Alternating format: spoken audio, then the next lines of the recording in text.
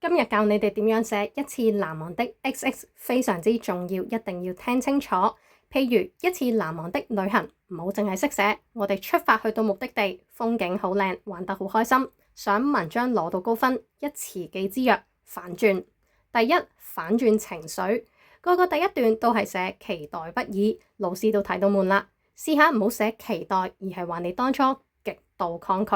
譬如同學們對於這次的生態農業體驗日都興致高昂，唯獨我心裏發愁。一想到要踩進滿是泥濘的農田裏，甚至和那些蠕動的菜蟲正面交鋒，我的雙腿就忍不住發軟。第二，反轉情節，平淡嘅經歷好難難忘嘅，試下喺文章中段加入一啲嘅小插曲或者意外，譬如不料剛走到半路，天空驟然變色，豆大的雨點鋪天蓋地而來，我們狼狽地躲進避雨亭，怎料狂風夾着暴雨，依然像無數把利箭般直射進來。